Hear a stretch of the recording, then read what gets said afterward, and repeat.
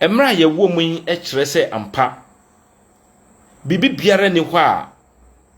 ye di basabasa yo na eye de bia me meka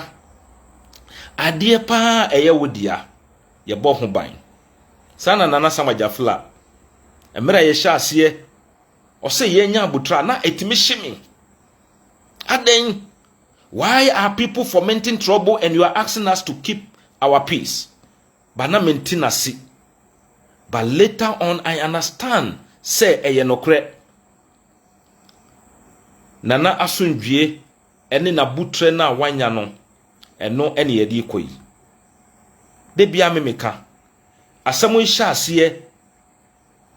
enokre ewo ya fa hya ase ema krontinyini fie ye di mayen.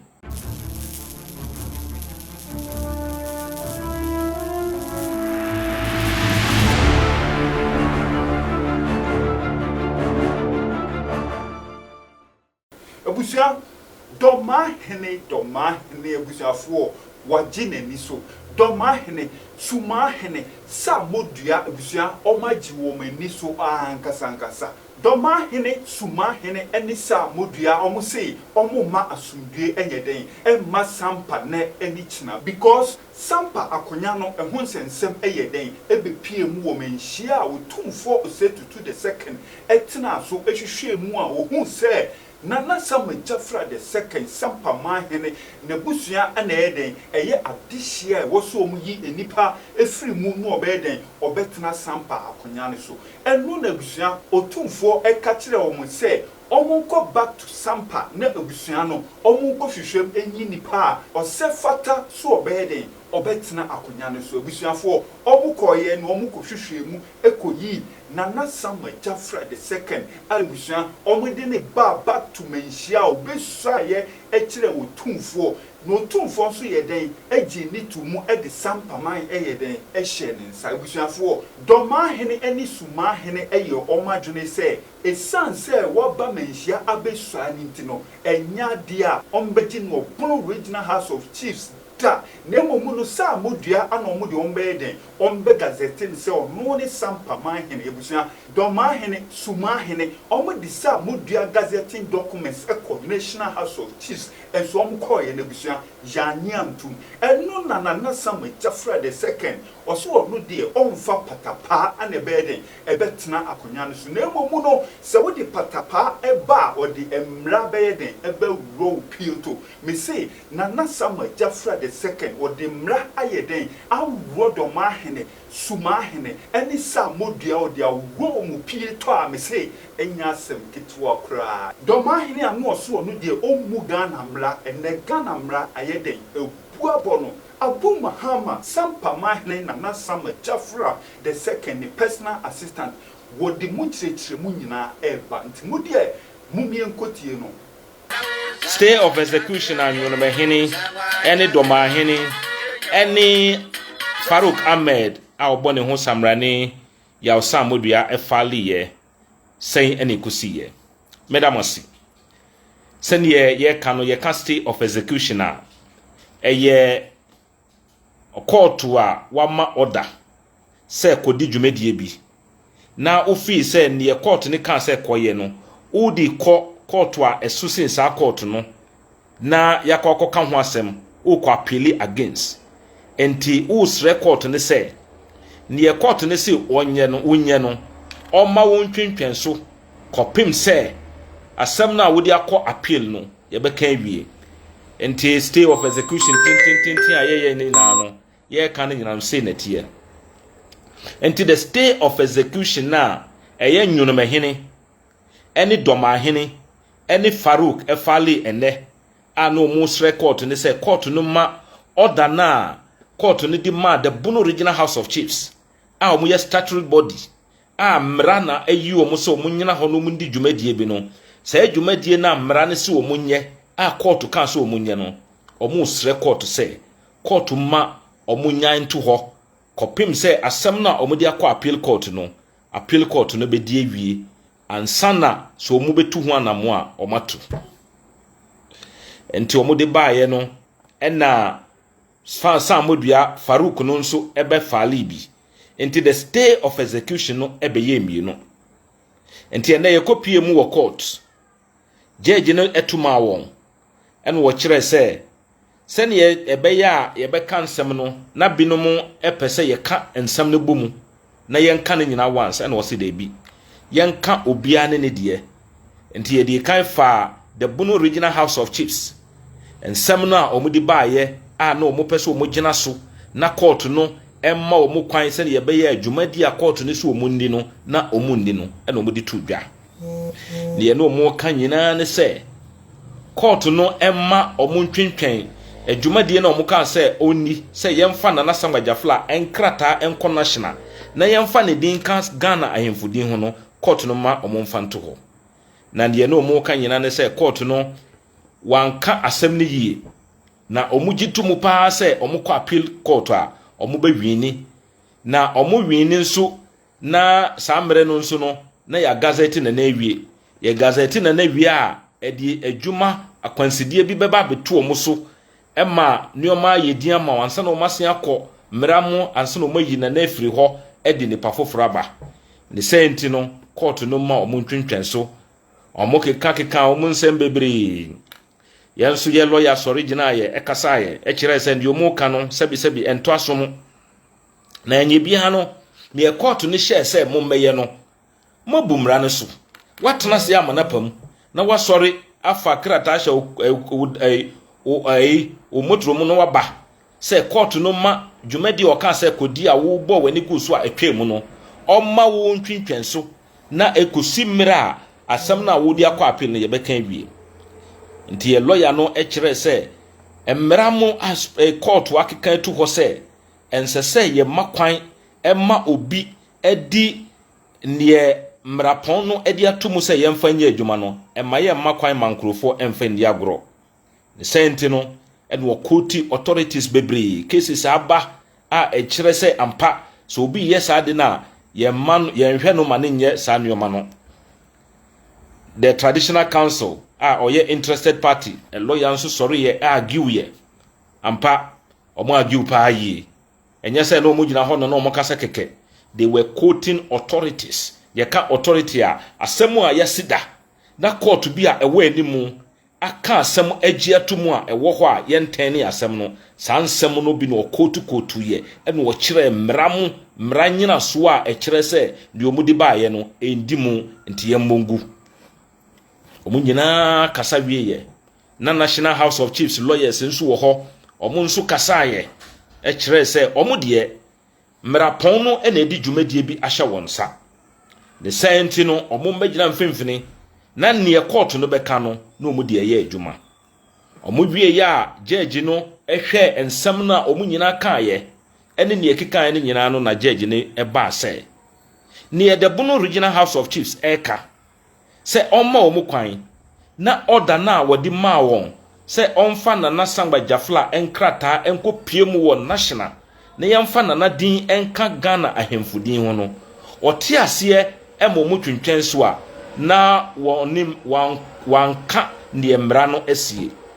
na ne wahu no nyina ne se ensam na omudi abepie wo nanim no eye sebi ensam a eye frivolous enya ade a egina mmra so na ne wahu nyina ne se eye trimopobi ene o maye a omopese omu delay na gazette processes no nti wodi ma wo mo a enye yie ne senti no obo etuagu nti wa refuse say on fa that stay of execution na omudi baaye say nko omu sre na court no ma omu kwan no omu twentwen so no court no entimi ma omu kwan emomu ntwen so nti which means say ohye na odi hye wom say omu mfa na nkrata no nko no omu nkoso na omu mfa nkrata no nko na asem na ewa appeal court no yeduru ana yaka nti abusiafo sana enokosi ye nti the stay of execution a eye Dormaahene any Dormaahene file here in the name of the Bunu Regional House of Chiefs no has been refused and dismissed. Owie eno no any assign ba another stay of execution abrantia ye friend of Farouk Ahmed oboni ho samrani yaw Sammor ono nso di baaye ono nso ni lawyer esori ye ne lawyer sorry ye no an waka say ono no wafali additional supplementary affidavit eno no lawyers esefata se wodi ma wom no wamfa ma wom ba na ne nyina tatisa na nka woye na lawyers na kasa yensan kan ne science no yentu nheda na yensan mra ba mra mu no ye wo baby o say I waive my right esese wodi document ne mame na megitu mu se wodi amame but magina court ne mu aka se sa process na nka ese wodi mame na mehwemu ansa na yatimi aba court no sa ade no mempe wodi amumfa krata ne mame sima beya miensa na menkomu toro na anu ye bi ewo bia no medi amamo nti ye lawyer no emo mu gi krata ne ma no ene wo hwe mu ene wo kwa kira judge ne se judge no ma yento asem no so enti osori gina ye ka se the court no emira na asem no wo nanimu ana oka no ye frɛ baby the inherent jurisdiction say asem bi si a te se ukọ ya ye kwa asori ene ya ye wo baby no ye wo mra bi se obi baby wo ho a yetimi ka asem baby nso wo ho a yentimi nka asem wo ho asem we si a ha ne ye ka no asem we nso si a ha ne ka no enti omo lawyer no peso wo kire se baby a ye di asem no ko ya judge ne tena so no na judge ne tumi a esese wo tena asem no so na wo ka ne se enti no judge ne ye mistake eno nti na ono odi call appeal enti judge no ono en stay won send ye be ya omukọ a omunim pa se omudi kọ appeal na omudi bedi nkonim okika ne nsem e kire se omukọ appeal na omubedi nkonim ne senti no judge no emma kwan na omundile send ye be ya appeal court no ebe ka asem na wie okika ne nsem ne wie na lawyer nso sori na oka se de bi sa inherent jurisdiction na o kano ensem bi aba emma yaka esise se wodi bibi kọ na wo fi se court no any inherent jurisdiction na so waka asem na court no betimi a invoke na watena asem no so no waka na anye bia sa asem na wodi ba judge nanimu a sa mere na wo ka se oni tumi a otimi tena asem se no so o judge ya o ka se de bi ne wo ka no frivolous enyina mra kwan so obogu ye no ye wo kwan a yetimi fa so ya address anye bia ufa sa kwan ne bisu debi na wamfa sa kwan ne bisu o dismiss we na continue ya o wie ya wo di judgment ne baaye en wo di final orders ma se yemfa na nankrata anko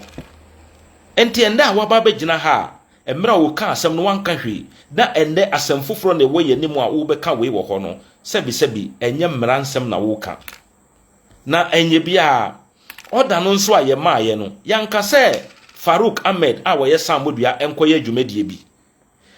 adwumadie a ye ka se obi nkoye eye the Bunu Regional House of Chiefs ento o ye se obi nkoye adwumadie bi wo ti wo baby wo se nipa kro no kodi sa adwumadie na ebenya nsonsoanso bi wo so nsonsoanso ben e na ebenya wo so enti omu agiwe emma all the lawyers the interested party a the Sampa Traditional Council omu lawyers nyina agiwe enti ne tofo bomu nyina ne se omu wie bibia no na judge ne kan se de bi se obeka se o ma that stay of execution no obe grantia na eni nyina so na sabi ensem na omu kan nyina no enya ade a eto asom enti obe refuse that stay of execution no na the Bunu Regional House of Chiefs edi na nankrata no akoma the National House of Chiefs no obi di nanadin aka Ghana ahemfudin ho enti abusuafo the true stay of execution Dormaahene Dormaahene ene Farouk Ahmed ebe fali ye nyina no judge no aboni nyina gu enti se ya akwansidie bia ne hobio mu a esi na nakwan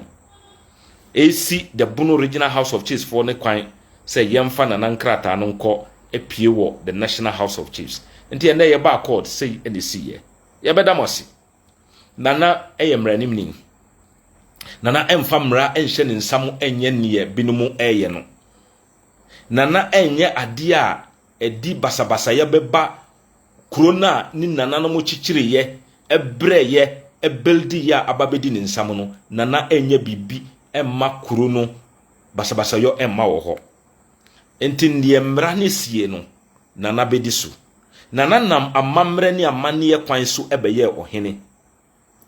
amane ne amane kwan so a odabeye ohene wie no mmra na famu de nso a ewo mu no ene so o follow no de kwa wieye ti ebesreti mamufo ene mo amodi nana Samgba Gyafla echi mo hwe nana asundwie na butre na mo nsua bibi emfiri ne ho mesre mo Sampa man ene nipa kakra bi a modi Farouk echi ene ne nua ne maame Rosemansa echi ye besre mo mamani na ho na mo mmie mani yie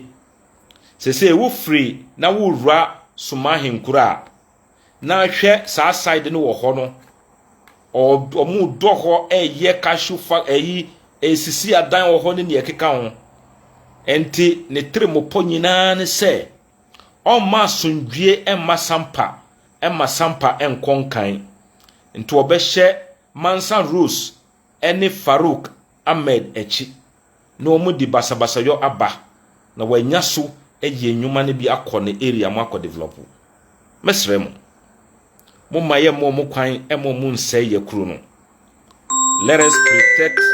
and maintain the sanctity of the town. Yana na Samgba Gyafla wodi kan ene ne nua ba yel modan omo be chichire Sampa kuro dua yi omo di odo ene abutre ene echichire ye nananom ene ahowo omo ba kuro no mu etena odoso no mu tena ya bepim samre ya ye wo mu emra ye wo mu e kire se ampa bibi biara ni hɔ a ye di basabasa yo ene eye de bia me meka ade pa eye wodia ye bo ho ban sana nana Samgba Gyafla emra ye hya ase o se ye nya abutra na etimi hye aden. Why are people fomenting trouble and you are asking us to keep our peace? But na maintain us. But later on I understand say eye nokre nana asundwie ene na butre na wanya no eno ene ye di koyi de bia memeka asemo hya ase enokre ewo ya fa hya ase emma krontinyini fie ye di mayen menem se mia madam fo bi a wo Sampa ye friend afomadi o kaipa o kaisa asem wi emma kurampo asem no be pie wo menhia madam fo afomadi kura ba se nka obedi adanse amayen ene obenya the same afomadi na oba ya asem no be pie wo manimu first a omutena so kan asem no e kamaye a wo sai di echi e ba menhia beka nanka obedi adanse amayen kopim se ye ka se adanse die no ye pe obi a oya ade ase ne moja na wadi saa ne pei ene wakodi ni pafofo echi. And let's begin to think emrante ne mabawa a mo kuro num muma ye ndwini ne ye ma odo a ye nananom ne mu nananom de tena ye no muma saa odo no emra. History cannot be rewritten. Abakosem yentimi entwere biom. Me nana ojara fojo ka bibi kire me. O sei abakosem nyina no enye ne nyina na yeka. Na mmom se ye beduru mre bi na obi ka asem bi na enye nokura a yekọ abakosem ekotwi nokura ne di ba e ma ne betini enemre mu nsem bi a yeka enye nokure enti nsem ne bi wo hɔ a yeka ye no na sebi yenka na mmom bebi a na ade ne kɔ no esese wo kɔ into the past and bring something that will then come and straighten the history for today which people are trying to write. Timesremo munananum eni obi biara na ye nyina ye nim nokre no sa nokre no ena abai ye benya abutre nana Samgba Gyafla ma ye hunu se onya abutre edidwa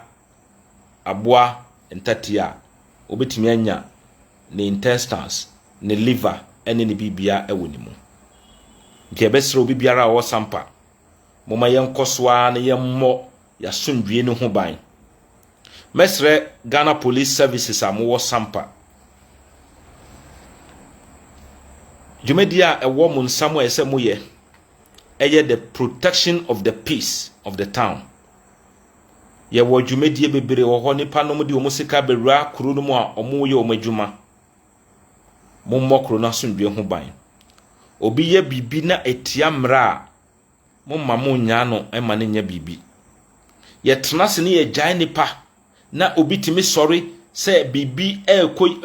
enko the way awo no pe me ko sayade me ko bu obi me ko yese ya. Now we are creating an anarchist state,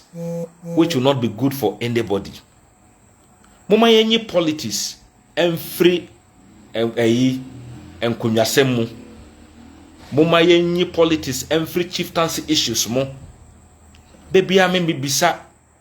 Does chieftaincy issues give immunity to people to commit crime and go free? Mesremo. Sampa police commander. Sampa crime officer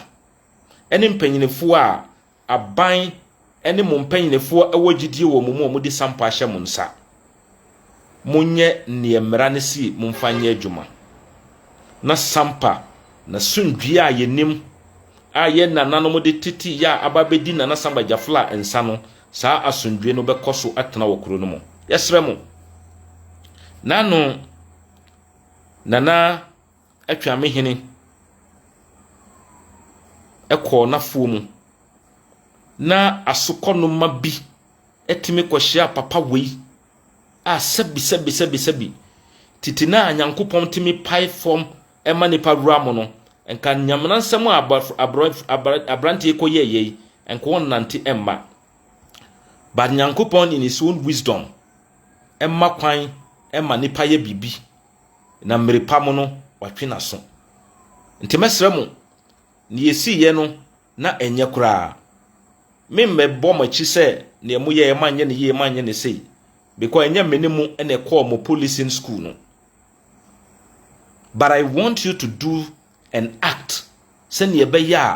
it will not encourage others to be fomenting trouble. Mesremo police fo amwo Sampa mo hunu se mabusuafo ene Sampafo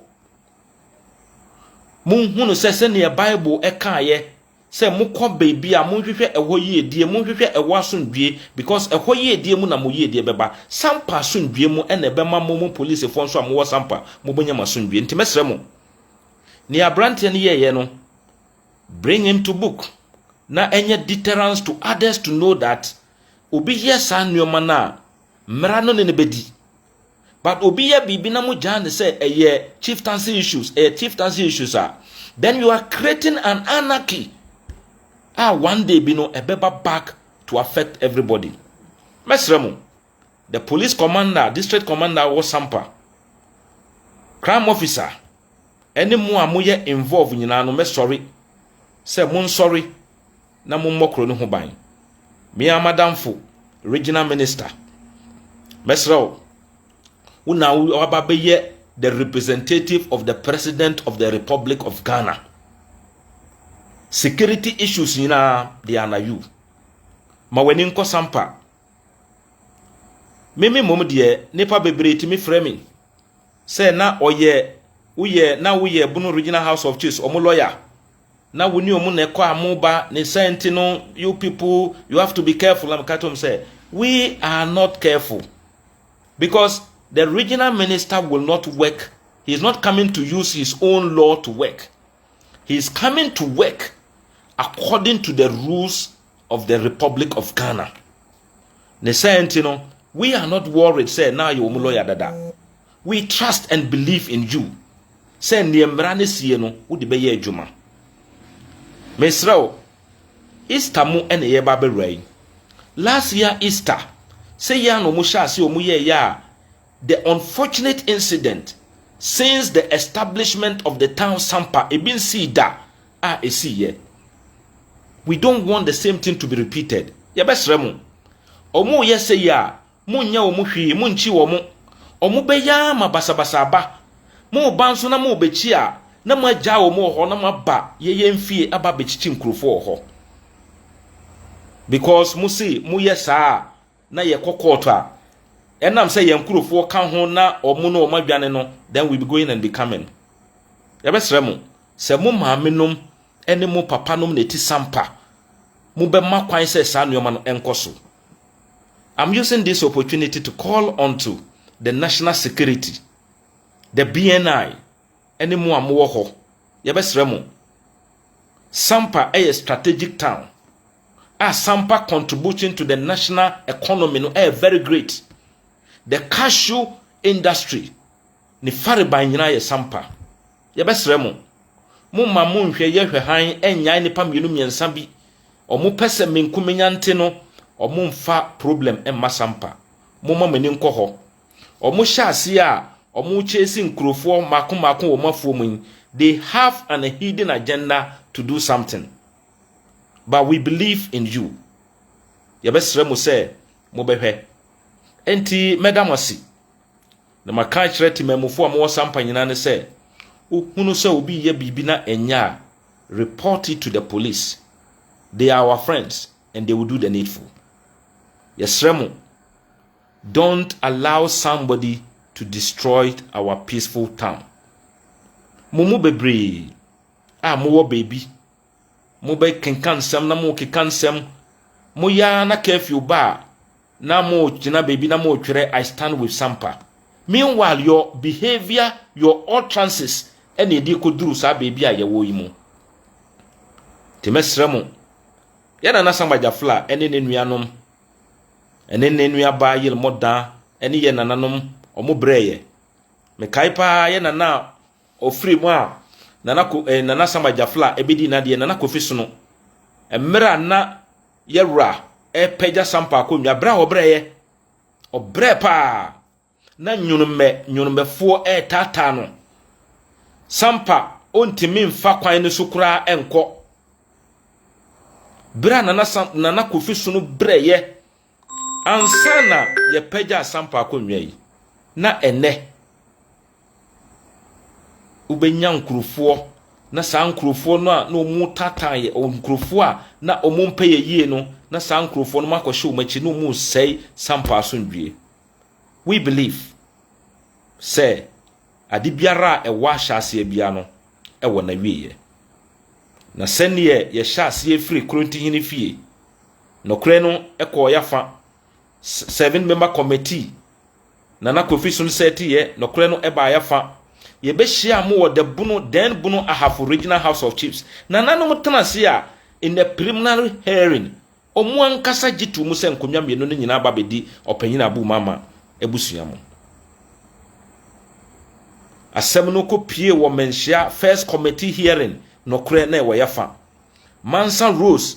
a eye Farouk Samobia ne maame edi fresh petition ko ye no nso no kre na bedi yafa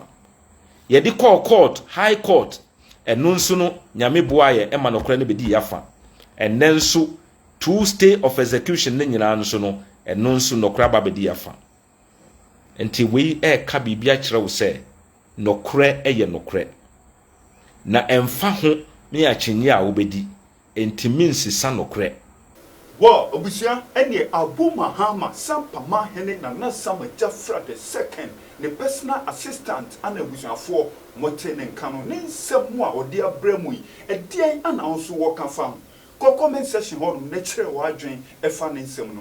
ho hanom skeleton man TV me see a top for mo yede bebro nti se we your first time any abomodin subscribe me notification so click on send your video bia yede betumo no won son sabekan wanye bia hwe me da si bebre